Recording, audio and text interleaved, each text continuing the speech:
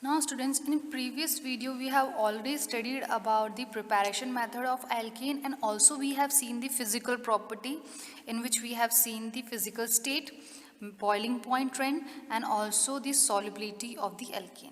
Now we are going to study about chemical properties. In this first we are going to deal with the halogenation.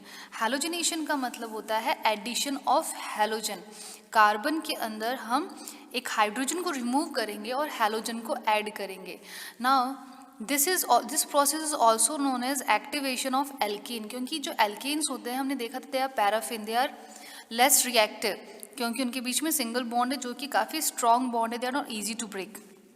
तो अगर आपको इनको active बनाना है और further किसी और के साथ में रिएक्शन करवानी है तो आपको इसको क्या करना पड़ेगा, हैलोजन के साथ में रिएक्ट कराना पड़ेगा in the presence of light. तो ये फोटोकेमिकल रिएक्शन है basically. This is a photochemical reaction. Photochemical reaction का मतलब होता है reaction which take place in the presence of light.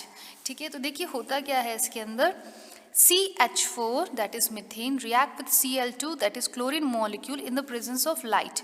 तो एक H हट जाएगा यहाँ से और एक Cl यहाँ पे ऐड हो जाएगा. तो इस तरीके से HCl रिमूवल हो जाएगा एंड CH3Cl का फॉर्मेशन होगा. नाउ अगेन जितने यहाँ पे हाइड्रोजन है उतने ही Cl यहाँ पे जुड़ सकते हैं. टोटल 4 हाइड्रोजन है तो 4 Cl यहाँ पे जुड़ सकते हैं. तो देखिए फर्दर क्या होगा, again same process, Cl2 react with H new, so this H will again get removed by 1 Cl, so you will get CH2Cl2. ठीक है, एक H हट गया है तो H2 हो जाएगा और एक Cl जुड़ जाएगा तो Cl2 हो जाएगा.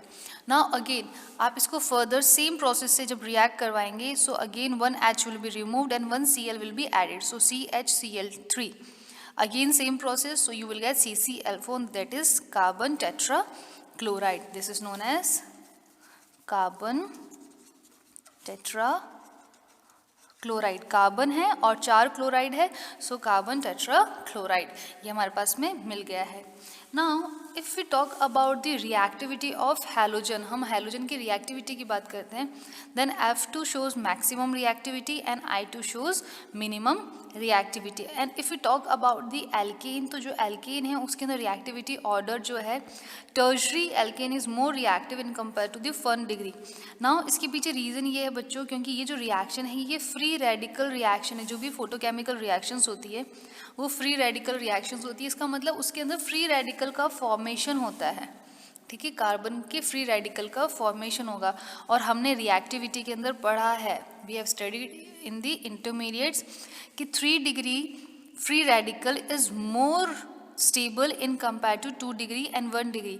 तो जो जितना ज़्यादा स्टेबल होगा उतना ही ज़्यादा रिएक्टिव होगा. सो दिस हम जानते हैं 3 डिग्री जो फ्री रेडिकल है, carbon free radical more reactive, therefore यहाँ पे हमने यहाँ पे 3 डिग्री लिखा है. ठीक है, उसके बाद में हम ये कह रहे हैं क्योंकि ये फोटोकेमिकल रिएक्शन है तो फ्री रेडिकल मैकेनिज्म फॉलो करता है, जिसका मतलब ये होता है कि इसमें कार्बन फ्री रेडिकल फॉर्म होगा in the mechanism. And this is chain reaction. Chain reaction it means it will go on जब तक कि ये रिएक्शन को हम टर्मिनेट ना करें. So this reaction is known as chain reaction. बच्चों ये फोटोकेमिकल रिएक्शन की प्रॉपर्टी होती है, जो भी लाइट में रिएक्शंस होती है वो फ्री रेडिकल मैकेनिज्म से होती है, वो चेन रिएक्शन भी होती है. ठीक है, now let's talk about the combustion. Combustion के बारे में क्लास 10th में ऑलरेडी पढ़ चुके हैं. It means burning, right. तो हमने यहाँ पे जनरल फॉर्मूला लिखा हुआ है, alkane will react with oxygen, मतलब हम इसको जब बर्न करेंगे एल्केन को इन प्रेजेंस ऑफ ऑक्सीजन तो आपको 2 प्रोडक्ट मिलेंगे, कार्बन डाइऑक्साइड एंड वाटर. हमेशा जब भी आप कंप्लीट कंबशन करते हैं, I am not talking about the partial combustion, जब भी आप कंप्लीट कंबशन करते हैं in that case you will get carbon dioxide and water as the products. Okay, now यहाँ पे कार्बन डाइऑक्साइड आपको n नंबर मिलेगा and water will be n+1. अब ये जो रिएक्शन है ये हाईली क्या है, एक्सोथर्मिक है. यहाँ पे हीट रिलीज होती है, क्योंकि ये हाईली एक्सोथर्मिक रिएक्शन है. सो ये जो हीट रिलीज होती है इसको हम फ्यूल की तरह भी यूज़ कर सकते हैं. So we can say that alkane can be used as a fuel. जब हम एल्केन का कंबशन कराते हैं तो इतनी हीट रिलीज होती है कि हम इस एल्केन को फ्यूल की तरह भी यूज़ कर सकते हैं. So now let's see the third chemical property in which we are going to study controlled oxidation. अभी जो हमने पढ़ा था वो कंप्लीट ऑक्सीडेशन था, मतलब हम एक्सेस ऑफ एयर पास कर रहे थे उसके अंदर, ठीक है। यहाँ पे हम कंट्रोल्ड ऑक्सीजन दे रहे हैं, इट मीन्स रिएक्शन जो होगी दैट विल बी कंट्रोल्ड। जो हम ऑक्सीजन प्रोवाइड कर रहे हो लिमिटेड ऑक्सीजन हम प्रोवाइड कर रहे हैं। सो सी, अगर methane react with oxygen in 9:1 ratio in the presence of copper at 523 Kelvin at 100 atmospheric pressure, तो आपको क्या मिलेगा? You will get alcohol as the product। यहाँ पे आपको मिथेनॉल मिल रहा है एज द प्रोडक्ट। तो यहाँ पे जब पार्शियल ऑक्सीडेशन कराते हैं, जब हमने कंप्लीट कराया था तो उस केस में हमने क्या देखा था? CO2 और H2O मिल रहा था हमें, पर यहाँ पे हम लिमिटेड ऑक्सीजन प्रोवाइड कर रहे हैं, तो इस केस में आपको क्या मिलेगा? अल्कोहल मिलेगा as a product. Now again देखिए, यहाँ पे मीथेन जो है वो CO के साथ में रिएक्ट कर रहा है इन the presence of molybdenum oxide, और उसको हीट किया जा रहा है, तो you will gate formaldehyde. Again आप CO2 और H2O नहीं मिल रहा है, कंप्लीट ऑक्सीडेशन नहीं है, इसलिए आपको प्रोडक्ट नहीं मिल रहा है। यहाँ पे आपको क्या मिल रहा है? Formaldehyde and water. अब देखिए, अगर आप एल्केन की रिएक्शन कराते हैं with oxygen in the presence of manganese acetate ion, उस केस में मैग्नीज एसीटेट के साथ में रिएक्ट कराते हैं, हीट करते हैं, so you will gate acetic acid along with the water. तो यहाँ पे अगेन आपको CO2 H2O नहीं मिल रहा है, क्योंकि अगेन हम इसको कंट्रोल्ड ऑक्सीडेशन करा रहे हैं, लिमिटेड एयर प्रोवाइड करा रहे हैं। नाउ लेट्स सी, जब आप रिएक्ट कराएंगे मीथेन को ऑक्सीजन के साथ में, लिमिटेड ऑक्सीजन के साथ में, एंड जब हम इनको बर्न करते हैं, you will get carbon black along with the water. So this is also method to prepare carbon black. तो हमने ये देखा है कि जब हम कंप्लीट ऑक्सीडेशन करते हैं, मतलब कंबशन करते हैं, तो आपको क्या मिलता है? You will get CO2 and H2 as a product. लेकिन अगर लिमिटेड हो रहा है कंबशन, या फिर हम कंट्रोल्ड ऑक्सीजन की बात करते हैं, इट मीन्स हम ऑक्सीजन लिमिटेड अमाउंट में दे रहे हैं, उस केस में आपको alcohol, aldehyde, acids types product मिलेंगे। Now what does isomerization means? It means compound का मॉलिक्यूलर फॉर्मूला सेम रहता है, but structure will become different. In this you will get same molecular formula but different in structure. आपको different structure मिलता है, ठीक है। तो देखो, आइसोमेरिज्म आप कैसे करवा सकते हैं? यहाँ पे हमने ले रखा है hexane that will react in the presence of anhydrous AlCl3 which is Lewis acid HCl, then you will get 2-methyl pentane and 3-methyl pentane। मतलब यहाँ पे ये लीनियर था, you will get branch alkane as a product, ठीक है। तो ये जो alkane है लीनियर, ये पॉसिबल आइसोमर्स का फॉर्मेशन करेगा इन the presence of anhydrous AlCl3 and HCl, ठीक है। तो ये हो गया है आइसोमेरिज्म। आइसोमेरिज्म का मतलब क्या होता है? अगेन आई एम रिपीटिंग, जो हमारे पास में लीनियर कंपाउंड है, it will form all the possible structures. Now these possible structure will have same molecular formula but different structure. And what is the condition for isomerization? This should be carried out in the presence of anhydrous AlCl3 and HCl। Now the next important reaction is aromatization. बच्चों, इसके अंदर aromatic ring का formation होता है। तो देखिए क्या होता है, यहाँ पे हमने ले रखा है हेक्सेन। कितने कार्बन है देख लीजिए, 1 2 3 4 5 6 कार्बन है, ठीक है। इसकी रिएक्शन जब हम Cr2O3 या फिर vanadium pentoxide V2O5 molybdenum oxide MO2O3 के प्रेजेंस में कराते हैं, मतलब आप कोई भी कैटलिस्ट इसमें यूज़ कर सकते हैं, any one of these at 733 Kelvin and 10 to 20 atmospheric pressure. उस केस में this will undergo cyclization and aromatization, मतलब इसका क्या हो जाएगा? एरोमेटिक रिंग फॉर्मेशन हो जाएगा। You will get benzene as a product, ठीक है। तो यहाँ पे हमने देख लिया एरोमेटाइजेशन, मतलब यहाँ पे ये जो हमारे पास में लीनियर कंपाउंड है, this will undergo cyclization and aromatisation. Cyclic compound बनाएगा और साथ में इसका ये क्या करेगा? एरोमेटिक रिंग का भी फॉर्मेशन करेगा इन द प्रेजेंस ऑफ Cr2O3 और V2O5 और MO2O3।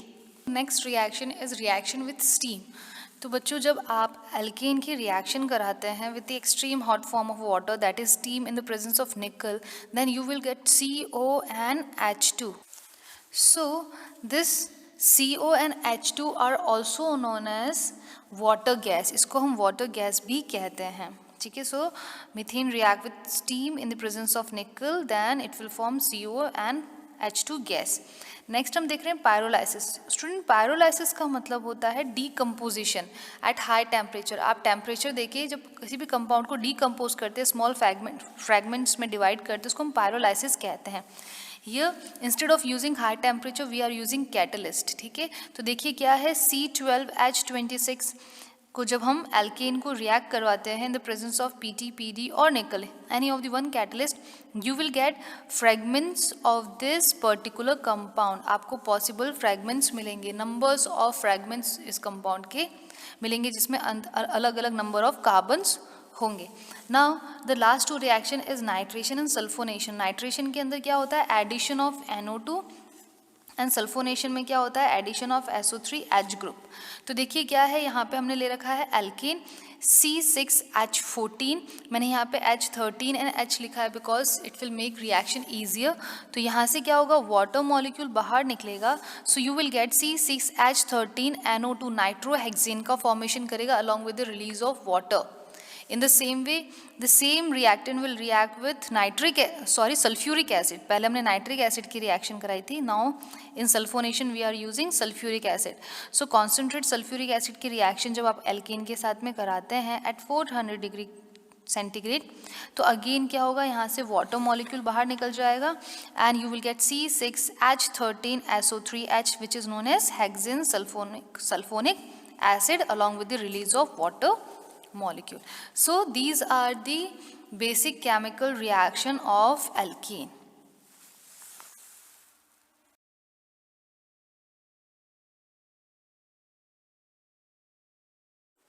Let's see conformation of alkene.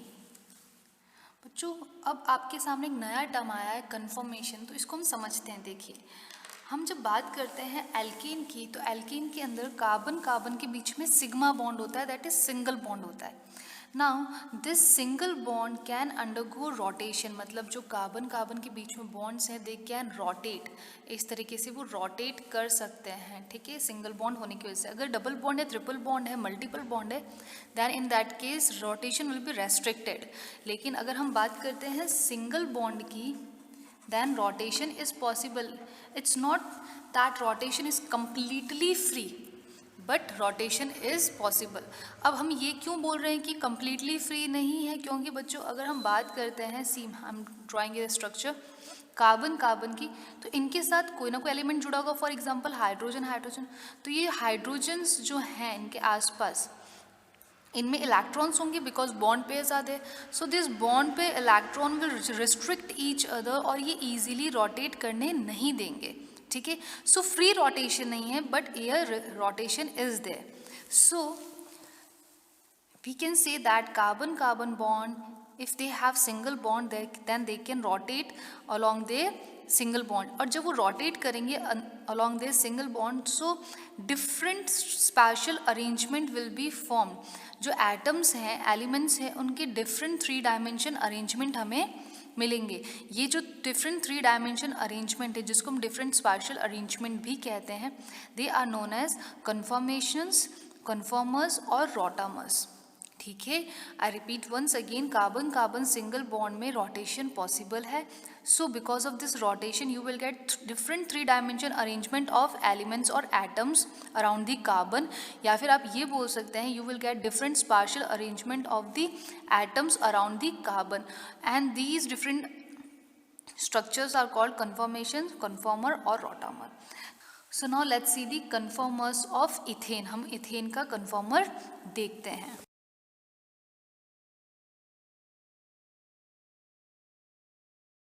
So there are 2 type of projection are possible. The first one is Sawhorse and the second one is Newman. और इसके अंदर भी हम 2 type के conformers देखेंगे, that is Eclipse and staggered. अब देखिए, जब हम Sawhorse की बात कर रहे हैं तो हम क्या कर रहे हैं, ये जो कार्बन कार्बन बॉन्ड्स हैं, ये जो कार्बन कार्बन बॉन्ड्स, इनके साथ में हाइड्रोजन अटैच होंगे, राइट।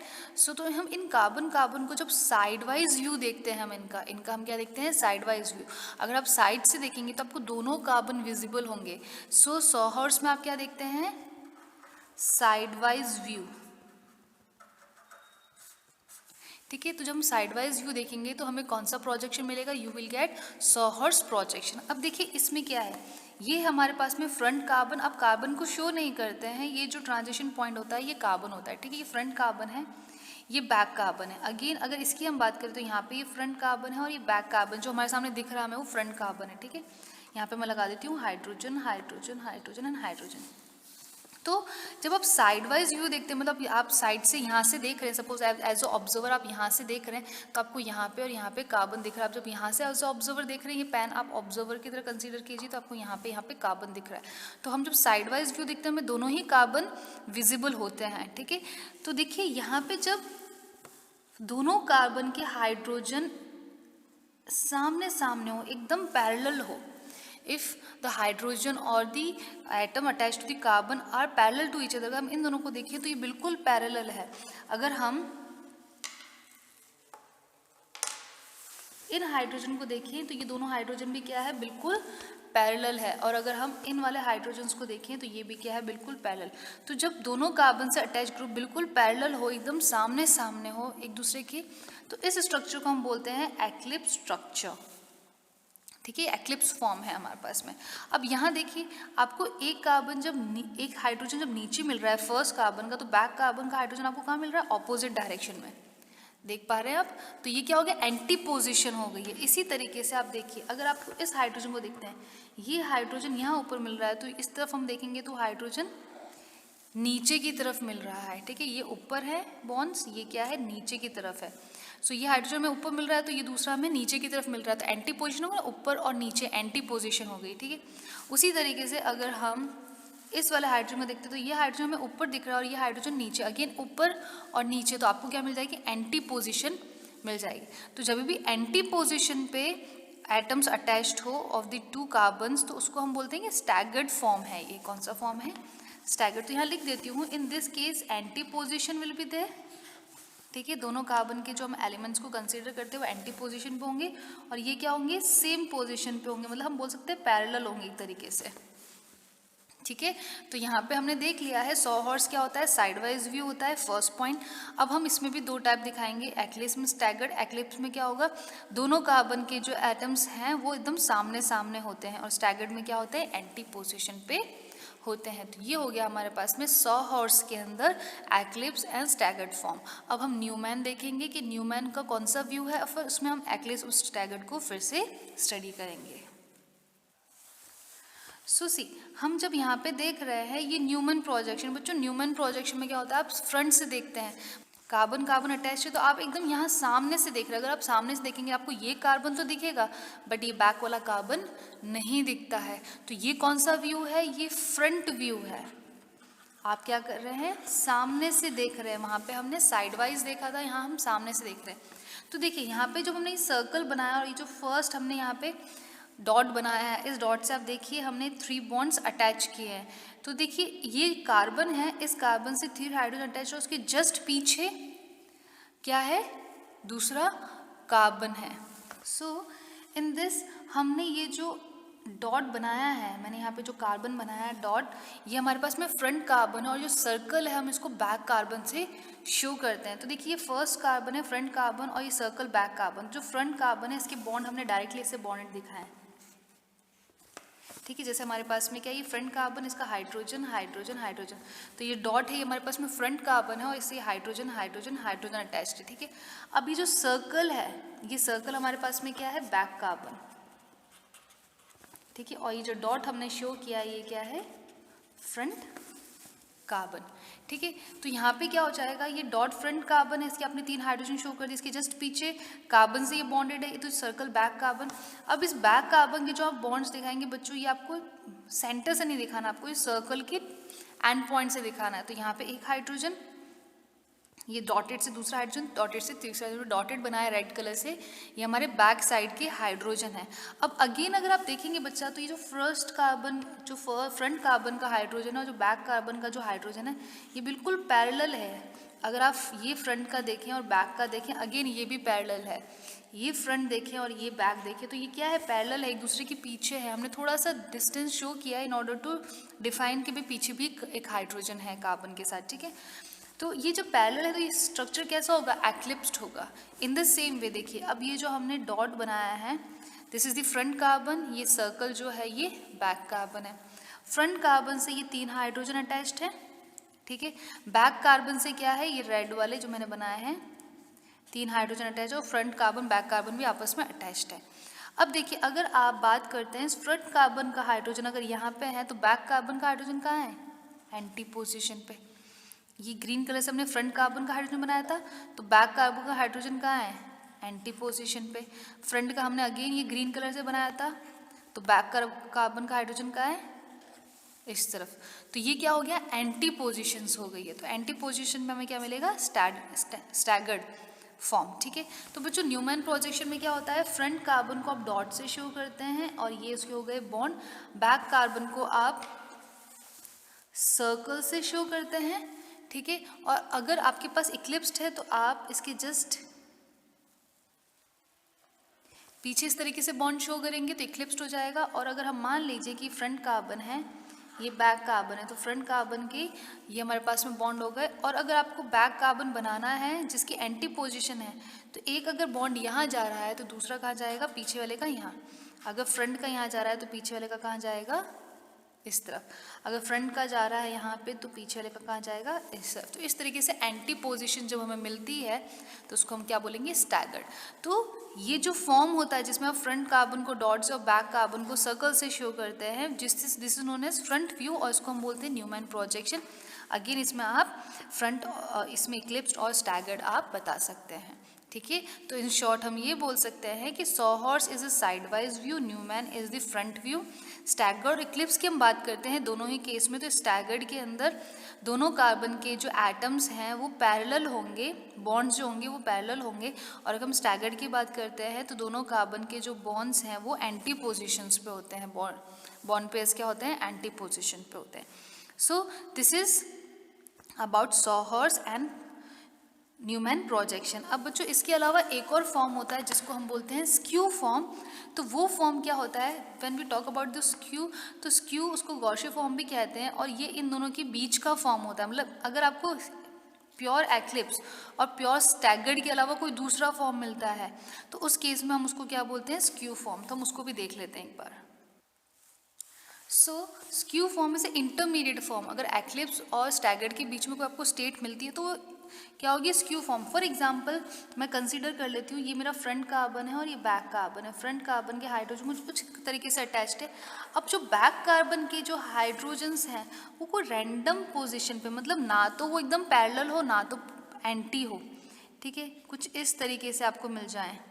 ये बिल्कुल एंटी पोजीशन है तो थोड़ा सा इसके हम आगे ले लेते हैं। तो इस तरीके से आपको जो बॉन्ड मिलते हैं कि ना तो बिल्कुल पैरेलल मिले और ना तो बिल्कुल एंटी मिले, इन बिटवीन की स्टेज जो भी स्टेजेस हो, जब वो सर्कल बनाएगा, जब भी फ्रंट कार्बन या बैक कार्बन मूव करेगा तो आपको नंबर ऑफ डिग्री में हाइड्रोजन्स मिलेंगे बैक कार्बन के कंपेयर में। तो अगर आप 0 डिग्री या 180 डिग्री को छोड़ के अगर आपको दो हाइड्रोजन्स के बीच में, फ्रंट और बैक कार्बन के हाइड्रोजन के बीच में 0 और 180 डिग्री एंगल को छोड़ के अगर कोई एंगल मिलता है तो वो क्या होगा, स्क्यू फॉर्म होगा, ठीक है। और इसको हम गॉशे फॉर्म भी बोलते हैं, इंटरमीडिएट है बिटवीन एक्लिप्स एंड स्टैगर्ड, मतलब इनके बीच की जो भी स्टेट होगी उसको हम क्या बोलेंगे, स्क्यू। अब हम बात करते हैं स्टेबिलिटी। तो बच्चों देखिए, स्टैगर्ड में क्या था, जो दो कार्बन्स के बॉन्ड थे वो एंटी पोजिशन पे थे। मतलब अगर एंटी पोजिशन पर मैक्सिमम डिस्टेंस है, मैक्सिमम डिस्टेंस है मतलब उनके बीच में रिपल्शन, क्योंकि बॉन्ड्स किसके बने हुए हैं, इलेक्ट्रॉन्स के बने हुए हैं, तो इलेक्ट्रॉन्स के बीच में क्या होगा, रिपल्शन कम होगा। रिपल्शन कम होगा तो स्टैगर्ड की स्टेबिलिटी ज़्यादा होगी। वहीं अगर हम इक्लिप्स की बात करते हैं तो जो बॉन्ड पेयर हैं, जो बॉन्ड से बिल्कुल सामने सामने होते हैं, तो इलेक्ट्रॉन सामने सामने होंगे, बिल्कुल क्लोज होंगे, तो उनके बीच में रिपल्शन सबसे ज़्यादा होगा। इसके लिए इक्लिप्स की जो स्टेबिलिटी होती है वो क्या होती है, कम होती है। So we can give reason staggered is more stable than eclipse due to the distance between the bond pair। इसके अंदर बॉन्ड पेयर में डिस्टेंस ज़्यादा है, इसके अंदर बॉन्ड पेयर में डिस्टेंस कम है। और अगर डिस्टेंस ज़्यादा है तो स्टेबिलिटी बढ़ जाएगी क्योंकि रिपल्शन क्या हो रहा है, कम हो रहा है, ठीक है। या फिर इसको हम एक और टर्म यूज़ कर सकते हैं, torsional strength. Again torsional strength का मतलब ये होता है इलेक्ट्रॉन इलेक्ट्रॉन के बीच में रिपल्शन। अगर बॉन्ड सामने सामने तो रिपल्शन बहुत ज़्यादा होगा, स्टेबिलिटी कम हो जाएगी। और अगर जो बॉन्ड्स हैं वो दूर है, मतलब इलेक्ट्रॉन्स दूर है तो रिपल्शन कम हो जाएगा, स्टेबिलिटी बढ़ जाएगी, मतलब डिस्टेंस बढ़ना चाहिए, अगर डिस्टेंस बढ़ेगा तो स्टेबिलिटी भी बढ़ेगी, दैट्स इट। अब अगर हम बात करते हैं स्टैगर्ड और इक्लिप्स के बीच में एनर्जी डिफरेंस की, तो बच्चों उनके बीच का जो एनर्जी डिफरेंस होता है वो होता है 12.5 किलो जूल पर मोल, ठीक है। अगर इन दोनों की हम डिफरेंस बात करते हैं एनर्जी का, so difference is 12.5 kilo joule per mole. इसकी जो एनर्जी है वो ज़्यादा होती है, स्टैगर्ड की एनर्जी कम होती है। एनर्जी कम होगी तभी तो स्टेबल ज़्यादा होगा।